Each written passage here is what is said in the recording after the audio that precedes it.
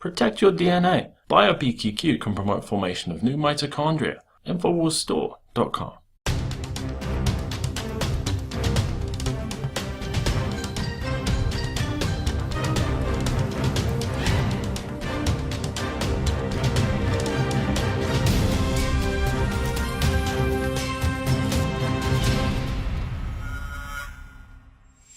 Welcome to the Infowars Nightly News. I'm your host, Jakari Jackson. It's June 3rd, 2015, and here's a look at our top stories. Tonight, a 36-year NSA veteran turned whistleblower breaks down the passage of the USA Freedom Act. Then, a family in Mississippi is facing possible jail time for cheering on their loved ones at a high school graduation. And a senator in Rhode Island wants to use RICO laws to prosecute global warming skeptics. All that plus much more up next on the Infowars Nightly News.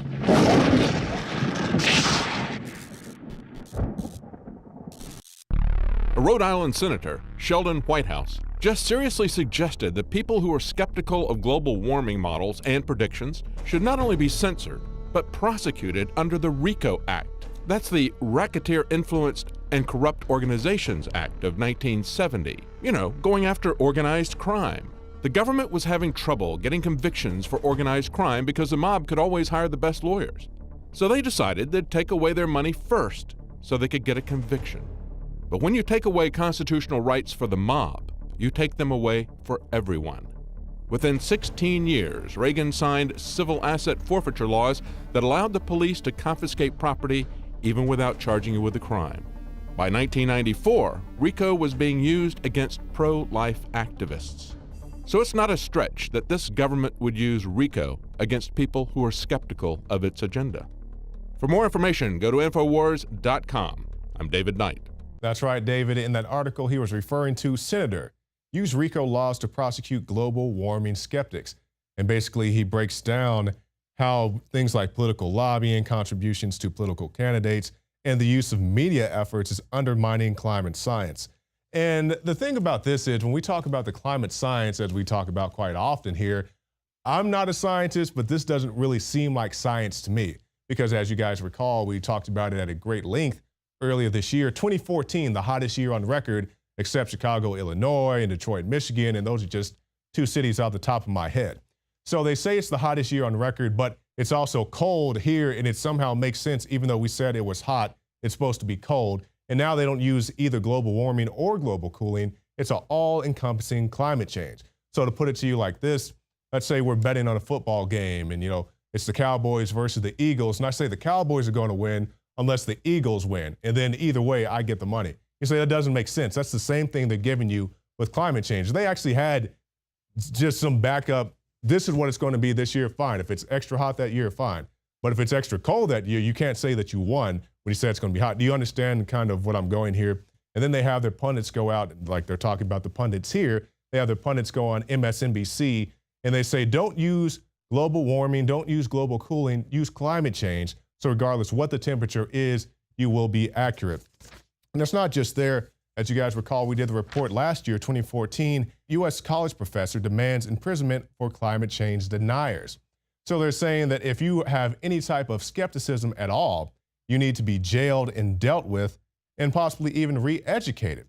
Now, to be very clear, when we talk about the climate, I definitely understand that climates change over time. My biggest argument, if you disagree with everything I've said thus far, let's think about this in just terms of money. People understand that. What is paying all these carbon taxes going to do to stop global warming? Seriously. Like if you're like me, you have a car, you have an apartment. If you have to pay out the wazoo for carbon taxes when you have these big companies, with these big plants and all this stuff, what's that really going to do? What's your contribution going to do to help anything? Nothing. All it is going to do is line the pockets of these politicians, these pundits, and these people who keep pushing this global or climate change agenda. So that's enough on that. Let's switch gears and talk about the climate here in the city of Austin, Texas, or more accurately, the climate of the internet at large, because we see that the man behind the Silk Road is now in prison, the 31-year-old operator of the Silk Road. This is Ross Ulbricht. He was sentenced this past weekend to life without parole. And the reason they busted him and came down so hard on him is because the site, the Silk Road, they said he allowed all this illicit activity to take place, and thus he needs to be dealt with very harshly. Now, his defense was saying, hey, I just set up a website. And they said, well, people were dealing drugs on your website. Well, let me let you in on a little secret. People were dealing drugs a long time before the internet came around. And you can do other things on Silk Road as well. I looked on there earlier today. You can look at books and magazines. You can get all kinds of stuff on there, just like you can get on Craigslist. People just chose to use it for the avenue of doing drugs as well as many other things. Same thing if you go to Craigslist. There's people who do prostitution on Craigslist. Do you shut down Craigslist? You have pedophiles looking for children on Facebook. Do you shut down Facebook? No. They have action teams. They have these cyber cops who sit around and pose as little girls so they can get these predators off the street. That's how you deal with these things. You don't just lock people up and throw away the key. So it's a very unfortunate situation. And hopefully, life without parole, that's a really tough sentence. And I'm not exactly sure how you can combat that. But just keep this in mind. If you put anything out there, if you start anything on the internet, if you start a whatever site, the new Amazon, and somebody does some illegal activity on there, they may come after you and try to put you in the slammer, just like they did for this unfortunate gentleman. Now let's talk about somebody else going to the slammer. Let's say you go to a graduation ceremony. It's a great time. You have kids, maybe they're in a troubled neighborhood. And I don't know about the town where you live in, but all around the city of Austin, Texas, they have these billboards. X number of kids don't graduate, but 100% of kids need help getting through high school. So if you want to support these kids, now they're saying you can't do that in the state of Mississippi. And we have the article, Family Threatened with Jail for Cheering Graduating Relatives. You did it, baby! A week or two later, I was served with some papers. Papers that threatened to throw them in jail. Superintendent Jay Foster found disturbing the peace charges against them, and officers issued warrants for their arrests with a $500 bond. The fact that I might have to bond out of jail or pay court costs of a $500 fine for express my love is ridiculous, man. It's just ridiculous. And if you thought that was the only example, oh, no, no, no. Now we have this Native American student sues to wear eagle feather at graduation. Somebody called and said that I could wear it as an ornament in my hair. It's not an ornament. It's so much more than that. It's representing who I am and what all I've worked for. It made me really upset because it made me feel like I had to hide who I am. This is a rite of passage. It's honoring my ancestors and my elders and just basically everybody who I am, Native American. So what type of example are we setting for our students? If you go and cheer for somebody, you could be arrested, or if you want to honor your heritage, then oh no, you can't participate. So these are the type of things that our children are being indoctrinated with, just to follow the orders blindly. Like even when I went to high school, they didn't want you to bring out beach balls and stuff like that. But if you had a little swag, a little flair, it wasn't that big of a deal. Now they're cracking down on you altogether. You can't cheer. You probably can't even smile or even enjoy yourself. You just have to go and suckle and beg to be let on stage or enjoy the time there in the festivities. So we'll switch gears entirely and talk about the banking system, the cashless society. And to be straight, I have no issue with people who use credit cards or Bitcoins and stuff like that. But you don't want a completely cashless society where every transaction you make is monitored. And Alex talked about this on the Alex Jones Show today, talking about cookies and doing things such as that. And he gave the example that if you're a company that buys a bunch of plane tickets, they just assume that you have all types of money, and they will actually bump up the price of your plane ticket. So that's for all the people who say, I have nothing to hide. No, if your cookies show that you purchased something, they'll just make you, or they'll give you the suggested price that they think that you can actually afford. But now we have this article by Paul Joseph Watson, economist, financial elites fear provoking bank runs. And this is Martin Armstrong. He warns that the financial elites are plotting to abolish cash, but are weary of warning the public because it could cause bank runs. Basically, when everybody wants to go get their money out at the same time. I believe it was that movie, It's a Wonderful Life, if you want to see what that looks like on film. So this is why you don't want to have all your eggs in one basket, whether it's credit cards, whether it's Bitcoins, whether it's cash, whether it's gold, whatever. You want to diversify and have many different ways to have commerce that's not dependent on one particular thing. But, ultimately, people are going to do what they want to do anyway. And we'll end with a sign of the times before we go on to more special reports. San Francisco, which I went to. It's not my favorite city in California. I rather enjoy San Diego, but you know, it's nice. It has the Golden Gate and a nice view and all that. It got pretty much destroyed in that movie, San Andreas with The Rock. I went and saw that this weekend. But basically the point I'm getting to with this, they say San Francisco's median rent hit a ridiculous $4,225. Now you may be saying, hey, they got all those tech companies out there, those guys making the big money. But as it states in the article, it's saying that even those guys are getting to the point where they cannot afford this ridiculous rent. Here in the city of Austin, Texas, I don't even live in a great neighborhood and my rent's going up and up and up. I'm like, the service isn't getting any better. Why do you keep charging me more money? But they have to do that because, you know, the city and all these other things that are going on. So sign of the times, you know, back in the day when you could, you know, get a soda pop and a puppy dog and all that stuff for 99 cents. Now you can't do anything for 99 cents. You can't even get something out the vending machine. It's like $1.19 or $1.20, whatever it is now. So this is what's going on. And after this break, we'll tell you more about what's going on. Rob Dew will have a special report breaking down Bilderberg. He's going to be heading out, I believe, this weekend to go out to see the pageantry, I guess you would say, of the global elite meeting in secret. But you remember way back when they said it never happened, but now that it's happening, yeah, we get together and we, you know, do all these things. We dress up in our robes and walk around, but you don't need to pay attention to that. Just look at this guy over here playing with the puppet. That's what happened last year. But you can find more reports right after this break. This is the Infowars Nightly News.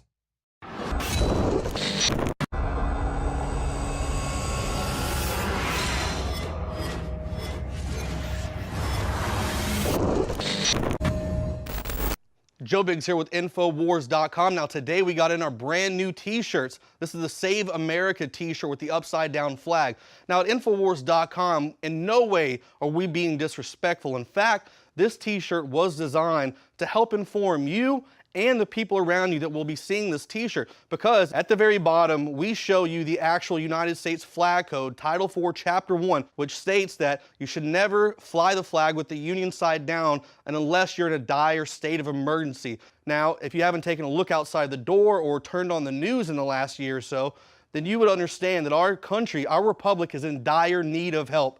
We have a government that continuously spies on us illegally. We have a country that continuously mistreats our veterans and then sends them to stupid, pointless, mindless wars with no truth base behind it whatsoever. And then they come home and they treat them like crap. They throw them on death panels. I myself am a veteran. I've served numerous tours, and I do not find this disrespectful whatsoever. And at Infowars.com, we're here to inform you. So I want to encourage you, the viewer, to go to the Infowars store and pick up your Save America t-shirt. Save the Republic. That's what it's all about, saving the Republic. And this will be a really good conversation starter when you wear this out and go into public. You can help inform people. They'll come up to you, they'll approach you. Some of them might be upset, but you have the opportunity to now sit down, open a dialogue, and explain to a new person that might not know what's really going on, and let them know why our country is in distress. So please go to Infowars store and purchase your Save America t-shirt.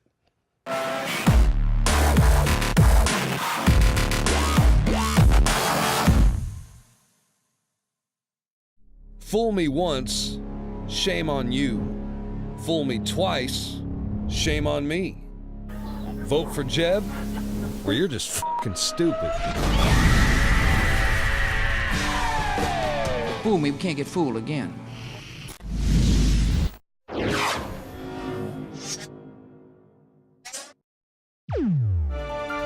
This is Rob Dew from Infowars.com with a special Bilderberg 2015 report. Now next week, myself, Josh Owens, will be traveling to Austria. We'll be meeting Paul Joseph Watson there, and we will be in the Tyrol region, which is a state of Austria, sort of in the eastern mountain region. A lot of ski resorts there, a lot of tourism, but a lot of small towns. And the hotel, the Interhalpen Hotel, where the 2015 Bilderberg will be taking place, is very secluded. We're gonna put a map version up, and you can see it's surrounded by trees and forests. There's a golf course nearby, but then nothing else for about 15 minutes. So it is definitely isolated, and there's a lot of security going on, ramping up for this, and there's a lot being written about that, but not in the American press. It's mostly in the foreign press. I actually had to find these articles. They're from Austrian websites and German websites, even an RT international website, and I had to translate them using Google Chrome. So some of these quotes that I'll be reading from might not be in the most perfect English, but we'll just go ahead and run through those. But before I get to those articles, I just want to let you know we will be providing total coverage while we are at Bilderberg 2015. Both Josh and myself are pretty good editors and cameramen. Plus we'll have Paul Joseph Watson there providing some of the best intel and using his contacts. So I think we're going to be giving you a really complete picture of what's going on. There's going to be several protests in the towns surrounding the Interhalpen Hotel, and we're going to be covering those as well. So be checking the Alex Jones channel on YouTube, be checking our Ustream channel, and we'll be putting all the links to that in this video so you can check that, bookmark it, and go back to it as Bilderberg takes place. We'll be landing on Monday, on the 7th of June. And what makes this Bilderberg so different from all the others is now we have this war in the Ukraine. So that is going to be on the main agenda of what is talked about there in Bilderberg. Of course, it'll all be in secret. Also about the killing of cash. That is now the new buzzword. We have to get rid of cash so we can let bankers basically not even print money anymore. They're just going to change digits in spreadsheets and thereby giving themselves millions and taking it away from us. And also the amount of foreign immigrants they're going to be bringing into Europe, that will be discussed. They're definitely doing it here on our southern border, and it's not just Mexican immigrants, it's also Central American, South American, and even African immigrants, as we've shown the videos here and showed you the news reports. So there's a lot to be talked about at this year's Bilderberg. So this is going to be a very important one. Also, it is right near the G7. In fact, the G7 is going to be just a few days before Bilderberg, and it's only going to be about 40 miles away in Elmau, which is, I believe, in Germany, the Bavarian area. And so they will be traveling from there to the Hotel Interhalpen for Bilderberg 2015. ExtremeNews.com reports that the Interhalpen Hotel is just a 26-kilometer or a 40-minute drive from the Elmau region where they will be meeting for the G7. Extreme News also reports that up to 2,000 Austrian police will be in the area surrounding the hotel. Also, up to 24 specialists from the anti-terrorism elite unit, which they call Cobra, which I think is really interesting. Cobra being the mortal enemy of the fictional G.I. Joe. And in addition, there's going to be up to 17,000 German police officers on the border ready to come in if called for. And they're estimating up to $360 million being spent on all this security, of course, which the taxpayers are going to be paying for. Journalist Heiko Schrang reported in his newsletter that the abolition of cash, in addition to the issues in the Ukraine conflict and the promotion of refugee flows to Europe, will be on this year's Bilderberg agenda. And I'm sure there will be other issues of importance that will be talked about in this year's meeting, and we'll be getting those through the leaks, through the normal channels of people hearing what's going on there and coming out and saying, hey, this is bad. We've got these world leaders planning some really terrifying things. So we're going to be getting a lot of tips that way. You can rest assured. I found an interesting tidbit on a website called Ausberger Allgemein, and they're reporting that the footpaths and different hiking trails around the Hotel Interhalpen are already being controlled. And they say, this is interesting, hikers are advised to insert a card in the pack, which I think means have your ID on you, but that's how Google Translator translated this particular article. But we're going to put the links to all these articles down there, and I encourage you to get them, translate them for yourself, or if you do speak German, maybe put what they're really saying in these in the comments below. The Der Standard contains a report from publisher Oscar Bronner, and what she talks about alternative conferences that'll be taking place, one in Innsbruck and one in Telfs. The Innsbruck one will be more like a conference where people are going to get together to talk about Bilderberg, and Telfs will actually be a demonstration. Telfs is a really small town, as you can see on this map, and it's about a 15-minute drive down a winding road, or up a winding road, up to the Hotel Interhalpen. And finally, you can find much more information about the conference and the protest at Bilderberg 2015 Protest, BBP 2015 at gmx.at. They write, our protest platform has been organized deliberately in the city of Telfs and not demonstrated directly in front of the Interhalpen Hotel, and an extensive information program on power and influence of elites in Innsbruck. The aim of our protest platform is to enlighten how powerful elites from industry, banking sector, intelligence agencies, and the military influence our politicians and media companies. Education and information are the most powerful weapon against aberrations of society. And finally, RT International reports Bilderberg 2015, the elite meet in mid-June in Tyrol. And they kind of poke fun. I think they're poking fun at David Icke. It contains a quote here which doesn't really translate well, but they talk about the keep the secret world government, Illuminati descendants, satanic bloodlines, reptilian humans. Such conspiracy theories are used to disguise the true nature of this conference and are often taken back by any criticism. We are against the Bilderberg Conference because they are lobbying at the highest political level that is operated, and this contradicts the demands of democracy and transparency. And that's the big problem that most people have with the Bilderberg meeting. It's that 120 to 150 of the biggest elites in Western Europe and the United States and Canada get together to meet in secret. There's no published agenda, there's no press allowed, and this definitely demands transparency and openness because we cannot have meetings like this if we are to live in a free world. And this proves that we don't live in a free world, that meetings like this can exist, and the international giant press won't even really talk about it until we force the issue with the alternative media. And that's why Infowars.com is going to be there from June 8th to the 14th, covering everything about the Bilderberg Conference that we can to try to get you the most up-to-date information from the sources themselves. This has been Rob Dew reporting for Infowars.com and Infowars Nightly News, and I'll be seeing you at Bilderberg.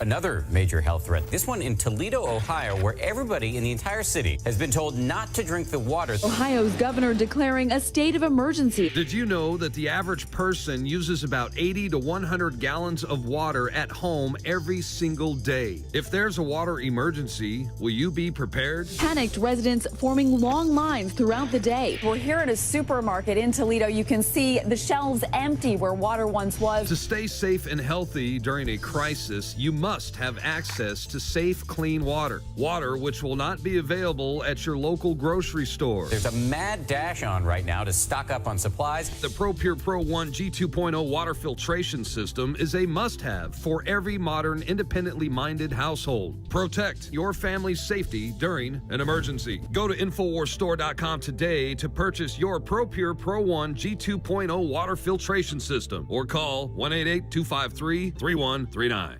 Used since before the days of the Roman Empire to support the body's natural systems and enhance overall health. Introducing the new InfoWarsLife.com oil of oregano formulation, a highly advanced nutraceutical form of this key herb that has been traditionally used by civilizations for thousands of years to promote health. We have now procured the most high quality and potent forms of oregano oil on the market, sourced from top leading manufacturers to ensure a concentrated level of bioactive ingredients, extracted directly from the wild herb and sealed in easy-to-use capsules. You will no longer need to endure the burning of liquid oregano on the tongue. Wild crafted from the Mediterranean oregano species that experts agree is one of the most powerful and most challenging to acquire. This winter season, it's more important than ever to secure this true form of oil of oregano. Now available in our limited first run at InfoWarsLife.com. That's InfoWarsLife.com or call 888-253-3139.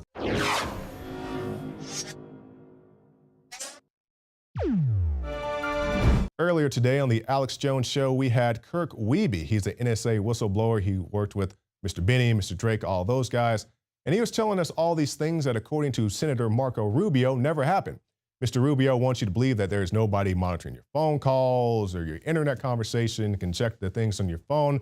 Mr. Wiebe said this is the exact opposite of reality. Yes, we know they can track your phone calls, not only track them, who you talk to on what date, we all know that, but also have your conversations recorded. Case in point, the Tsarnaev brothers, Boston bombers. Now, regardless of what you think about that, the official story, whatever, they were recording the conversations of the Tsarnaevs before they were listed as suspects, which is bulk data collection. If they can go back and listen to their phone conversations before they were listed as suspects, you think they can't go back and listen to yours as well? But this is what they want you to believe. This is the big smokescreen that they're trying to sell you. And Mr. Wiebe has such good things to talk about Mr. Benny. We're going to let him intro this piece and then go to a piece that we shot with Mr. Benny when he visited us in studio just a few months ago, telling us how this is all going down and has been going on for a very long time. Here's a look at that report. Ladies and gentlemen, Kirk Wiebe joins us after spending 4 years that included tours of duty in Turkey and Japan with the intelligence arm of the United States Air Force. During 63 to 67, Kirk attended Indiana University, receiving master's degrees in Russian language. In 74, the year I was born, Kirk then headed east to work for the National Security Agency, retiring in October 2001. same time that Benny and Drake and others left, and then, of course, got SWAT teamed, and they tried to set them up. Now we have the USA Freedom Act signed, and they're claiming it's a reform. From what I've seen and what you just heard David Knight break down, it's actually just a shell game. Kirk Wiebe, thank you so much for joining us today. Alex Jones, it's a distinct honor to be with you. Well, it's great to have you, sir. I could ask a lot of questions here, but why don't you start at the beginning and just recap what you've witnessed being inside the NSA, what's happened since, and then I'd like to get your take on the USA Freedom Act. What's happened in a nutshell, Alex, is the very thing that President Eisenhower, on the night of January 17th, 1961, warned all of us about. And that is the, undue influence of the military-industrial complex on the ability of this government to function the way the founders intended it to, unencumbered by outside influences other than those expressly set up to deliver the voice of the people. So we have people willing to sacrifice the security of the nation for money. It's really corruption that is the real elephant in the room in the background here behind all of this. I fear we're headed down that path of last resort, where if you look to how we're going to deal with this, we're going to have to march on Washington. And I don't know if you're going to pick up a pitchfork, a baseball bat, or what to do it, but we've got to start making our voices heard. We've got to get their attention. You know, I would probably give my life for the opportunity for Bill Binney to be invited to Congress. And why wouldn't they? The guy's a genius. We know how to do this job called intelligence in big data.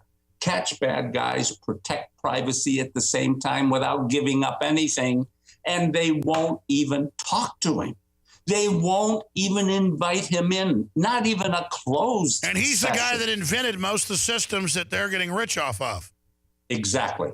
And he didn't invent them for this purpose. We built the protections in. And my God. I know it's all classified, Congress, but basically it gets into algorithms and all the rest of it where you can really zone in on the algorithm of the real bad guys. But when you add all the data, it just screws it up. The whole point is that under a surveillance state, you have very few liberties. If they don't want you to do certain things, then they have ways and means of getting to you, like they did with us or other people. They would find things to use against you, to leverage you or influence you to do what they want you to do. You know, if you have nothing to hide, you have nothing to fear. Well, that's a great quote from Joseph Goebbels, first of all. And secondly, it's totally irrelevant what you think. What you think is totally irrelevant. It means absolutely nothing. The government only considers its view of you, and if you're doing something they don't like, they will come after you, no matter what you think of it. Does the NSA routinely intercept American citizens' emails? No. Does the NSA intercept Americans' cell phone conversations? No. Google searches? No. Text messages? No. Amazon.com orders? No. Bank records? No. I thank you, and just for you, Director Clapper, again on the surveillance front, and I hope we can do this in just a yes or no answer, because I know Senator Feinstein wants to move on. Does the NSA collect any type of data at all on millions or hundreds of millions of Americans? No, sir. It does not. Not wittingly. There are cases where they could inadvertently, perhaps, collect, but not wittingly. But to conduct that kind of collection in the United States, it would have to go through a court order, and the court would have to authorize it. We are not authorized to do it, nor do we do it. Bill Binney, a legendary NSA mathematician, led development of a revolutionary computer system to collect, isolate, and connect important information like phone calls and financial transactions. Its code name was Thin Thread. My name is Bill Binney. I worked for NSA in the military and as a civilian for a little over 36 years. And I designed a lot of the logic and architecture that they're using to spy on everybody in the world. And when I started doing this and using it against US citizens, I became a whistleblower. I had other people who were with me as a part of that whistleblowing. There were 4 other people, including Diane Rourke from the House Intelligence Committee, and Tom Drake, Kirk Wiebe, and Ed Loomis, who were also NSA employees. So we were all part of that, and we tried to influence the government internally, and they attacked us for it, and tried to put us in jail, fabricated evidence. We caught them at it, so they failed. The FBI raided the homes of all the people you've met in this story who filed that confidential complaint with the Defense Department. They came busting in. I was in the shower at the time, and one of them came running up and was pointed a gun at my eyeballs and pulled me out of the shower. So he drew a gun on you? Yeah, he had it pointed at my head, yeah. Talk about what a hero and how much courage you've got. I mean, you know how serious people are in this government, what they do worldwide, how corrupt it's gotten at that point. You had the will to march into Congress and to tell them what was going on. The first guy, I mean, that's 10 times bigger than Snowden internally. And to really start this whole internal debate and this avalanche of understanding now, I mean, you were really one of the first people to ring the bell to warn folks that the country as we knew it was being dismantled. I went to the terrorist analyst shop, which we had running there for quite some time. And I said, I asked them, in all the work you're doing to analyze the terrorist problem around the world, which sites are the ones that give you information that you find valuable?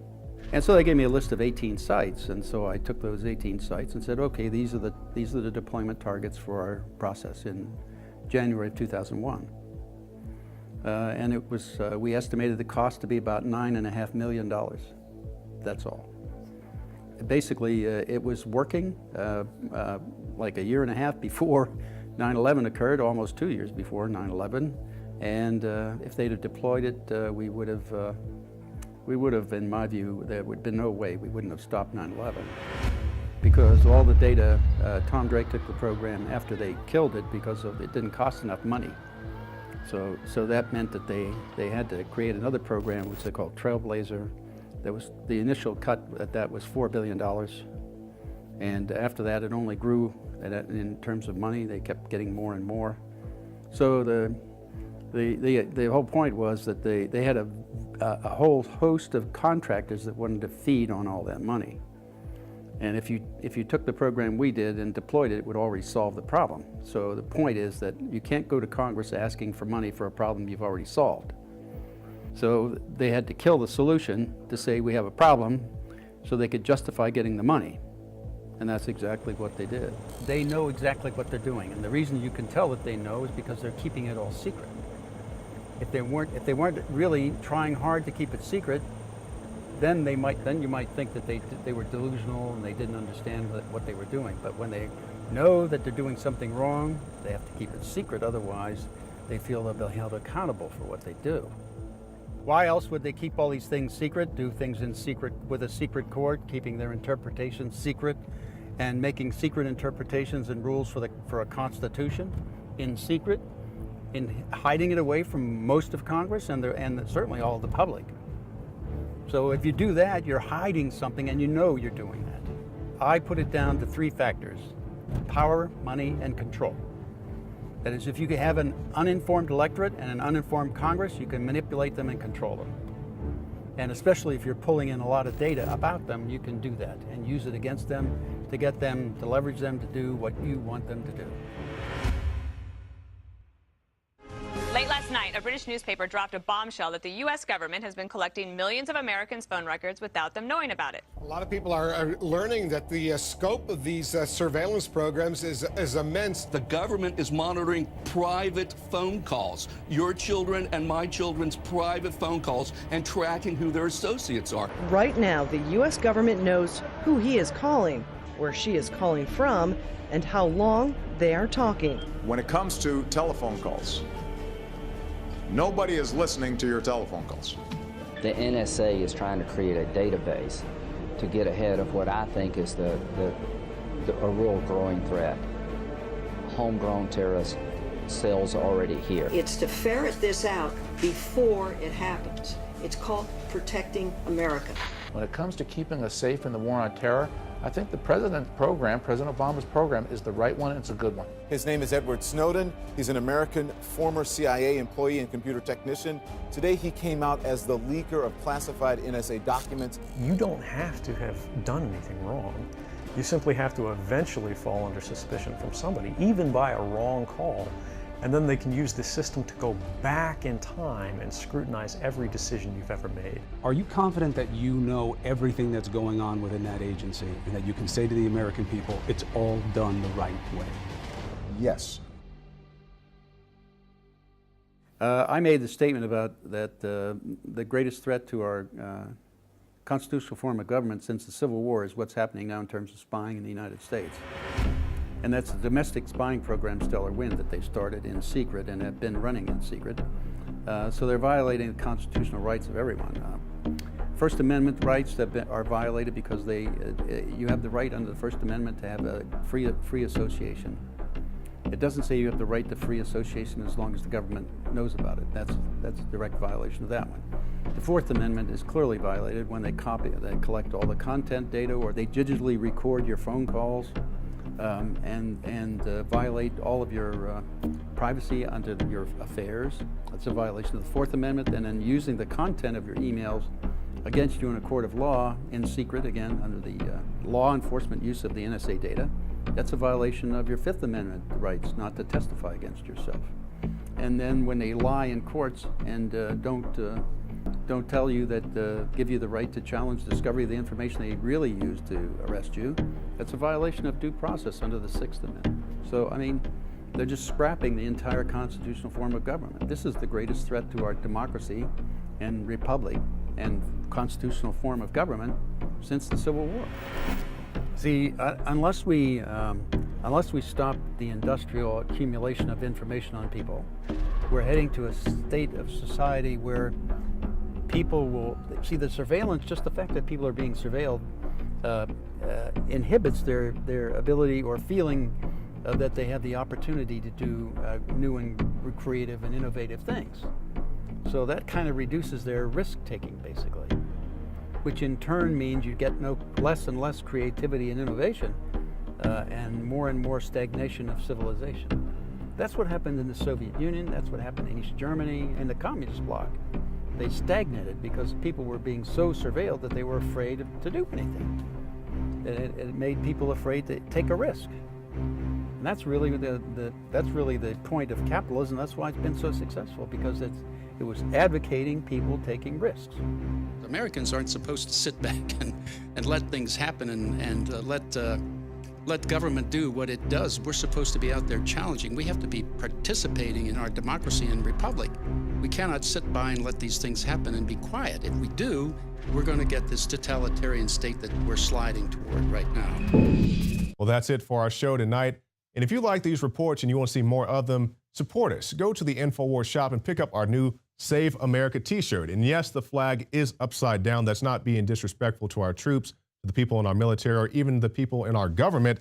Flying the flag upside down is a symbol of distress. And if you don't think NSA spying is a symbol of distress, if you don't think having these rampant police shootings is a symbol of distress, and I don't know exactly what to tell you, but you can support us. And it's a very cool shirt. It even has the tag there at the bottom, so you can explain to people what exactly this upside down flag means. And also you can support us by going to prisonplanet.tv, where you can get a free trial. You can see the nightly news, the special reports, the rants, all right there on prisonplanet.tv. And finally, the Alex Jones channel on YouTube. We have over 1 million subscribers. You can join them. You can see all the great videos, just like the one we posted of Mr. Benny, and you can show that to all your friends and family. I'm Jakari Jackson from the Infowars Command Center, and we'll see you again tomorrow night.